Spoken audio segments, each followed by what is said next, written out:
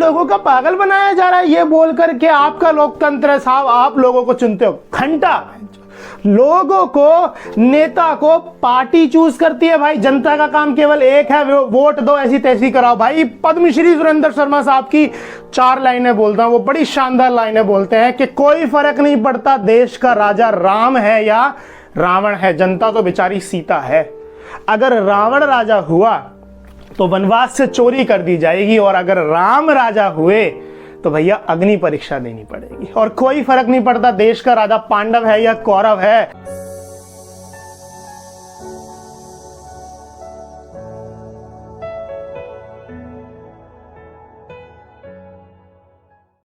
नमस्कार, तो कहिए कैसे हैं आप। मेरा नाम है राघव रघुवंशी। हिंदी के एक बड़े कवि हुए हैं कुंवर बेचैन साहब। उनकी 2 लाइनें आपको बताता हूं, बड़ी शानदार लाइनें हैं कि चिड़िया जितना भी उड़े आकाश, दाना है धरती के पास। समझिए, जिंदगी के 2 सिद्धांत आपको बताता हूं वीडियो शुरू करने से पहले। पहला सिद्धांत यह है कि जिंदगी कभी एक समान नहीं चलने वाली साहब। न्यूटन की थ्योरी है कि कोई चीज ऊपर जाएगी तो वो चीज नीचे जरूर आएगी। आज आप बड़े एक्टर हो, लोग आपको पहचानते हैं, मूवीज मिल रही हैं, मगर एक समय ऐसा जरूर आएगा कि मूवीज मिलना कम हो जाएंगी, लोग आपको पहचानना कम कर देंगे, क्योंकि कोई चीज एक समान नहीं चलती। दूसरा सिद्धांत यह है कि हर एक शख्स हर जगह अच्छा नहीं हो सकता साहब। अगर आप क्रिकेट अच्छा खेल लेते हो तो आप एक्टिंग अच्छी नहीं कर सकते, और अगर आप एक्टिंग अच्छी कर लेते हो तो आप पॉलिटिक्स में अच्छा नहीं कर सकते। अब आप सोच रहे होंगे कि मैं ये बोल क्यों रहा हूं साहब। फिल्म इंडस्ट्री ने आपको नाम दिया, पैसा दिया, दौलत, शोहरत, सब कुछ दिया यार, तो फिर ये पॉलिटिक्स में क्यों आना हुआ यार। देखिए, एक क्वेश्चन है, why do celebrities join politics. इस पूरे वाक्य में 2 शानदार शब्द हैं।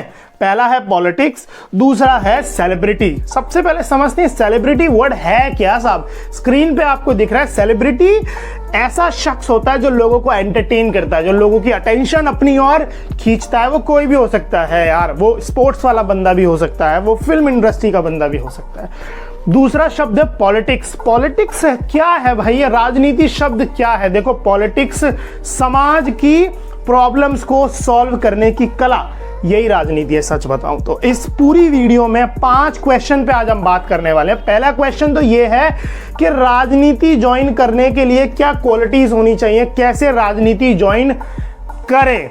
दूसरा क्वेश्चन ये है, ऐसे कौन से फिल्म एक्टर्स हैं जिन्होंने फिल्म इंडस्ट्री को छोड़कर पॉलिटिक्स ज्वाइन कर लिया, पॉलिटिक्स को ज्वाइन कर लिया। तीसरा क्वेश्चन ये है कि भैया इन्हें पॉलिटिक्स में मिलता क्या जो इन्हें फिल्म इंडस्ट्री में नहीं मिला यार, कि पॉलिटिक्स में आ गए।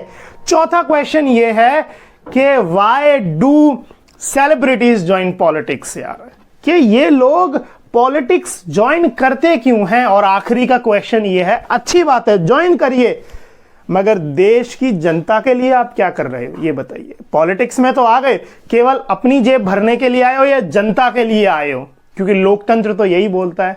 तो इन सभी क्वेश्चन का आंसर आपको इस वीडियो में आज करने वाला हूं। तो चलिए फिर करते हैं शुरू। देखिए, पहला क्वेश्चन तो यही है कि कौन कौन सी रिक्वायरमेंट्स होनी चाहिए पॉलिटिक्स ज्वाइन करने के लिए, चुनाव लड़ने के लिए साहब। तो 2 ही रिक्वायरमेंट्स हैं। पहला तो भारत का नागरिक होना चाहिए, दूसरा उसकी उम्र जो है 25 या उससे ऊपर होनी चाहिए।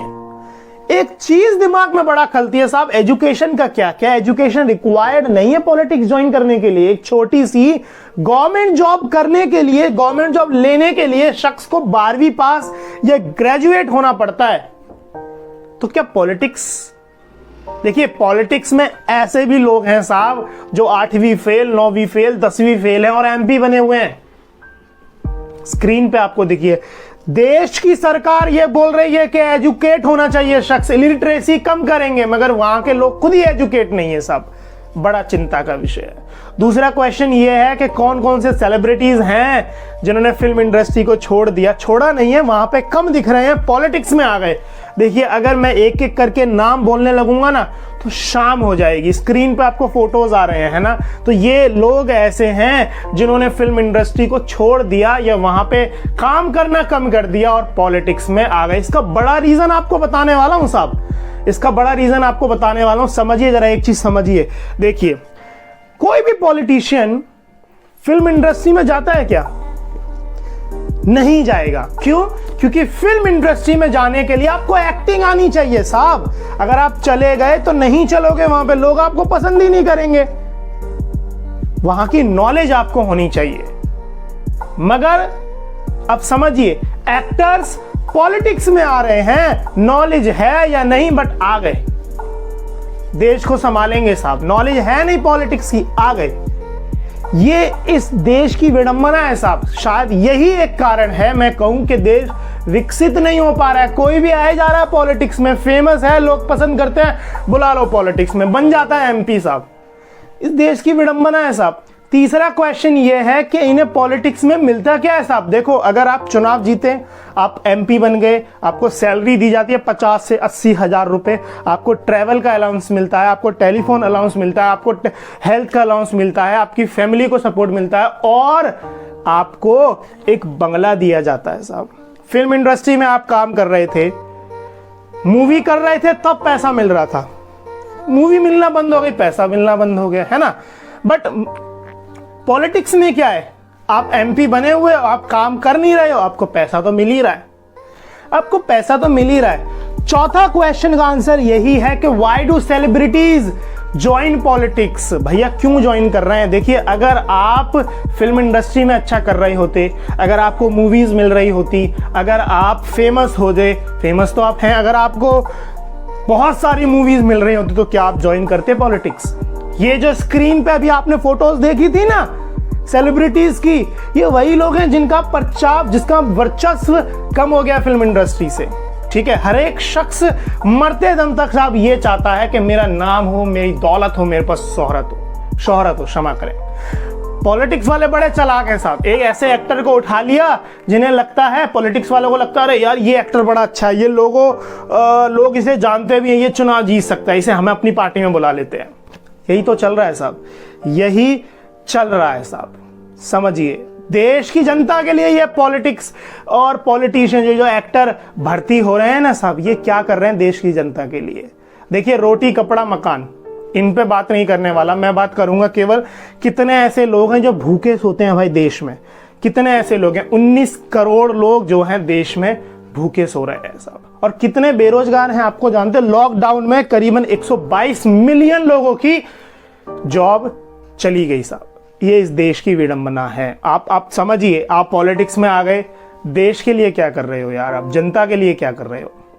लोग पागल बन रहे हैं, लोगों का पागल बनाया जा रहा है ये बोलकर के आपका लोकतंत्र है साहब, आप लोगों को चुनते हो। घंटा लोगों को, नेता को पार्टी चूज करती है भाई। जनता का काम केवल एक है, वोट दो, ऐसी तैसी कराओ। भाई पद्मश्री सुरेंद्र शर्मा साहब की 4 लाइनें बोलता हूं, वो बड़ी शानदार लाइनें बोलते हैं कि कोई फर्क नहीं पड़ता देश का राजा राम है या रावण है, जनता तो बेचारी सीता है।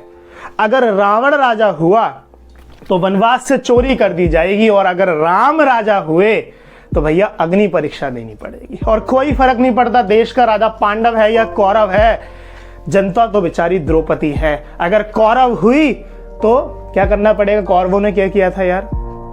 साड़ी उतारी थी ना। और पांडव अगर राजा हुए तो भैया जुए में हार दी जाएगी। और कोई फर्क नहीं पड़ता देश का राजा साहब हिंदू है या मुस्लिम है, जनता तो बेचारी लाश है। अगर हिंदू हुई तो जला दी जाएगी, और अगर मुसलमान राजा हुआ तो दफना दी जाएगी। जनता का सिर्फ कटरा है साहब, ध्यान रखिए, कुछ भी नहीं है, ये पॉलिटिक्स है साहब। तो ये रीजंस हैं कि एक सेलिब्रिटी जो है पॉलिटिक्स में आ जाता है क्योंकि उसे खुद ऐसा लगता है कि मेरे पास काम नहीं रहा यार, चलो पॉलिटिक्स में ही आ जाओ, एमपी बन जाए एक बार तो आप। जिंदगी ऐसा है। कल परसों में एक एमपी से मिलने गया, विश्वास मानिए वो सेलिब्रिटी थे भाई साहब, मैं उन्हें मिलने गया, पजामे में ही आ गए लोगों से मिलने के लिए। एक बार को लगा ही नहीं कि ये वही बंदा जो टीवी में आता है, नाम नहीं लूंगा उस शख्स का। तो ये इस देश की विडंबना है। इस वीडियो में यही था। बहुत बहुत शुक्रिया, ध्यान रखिए, अच्छा करिए अपनी लाइफ में। शुक्रिया।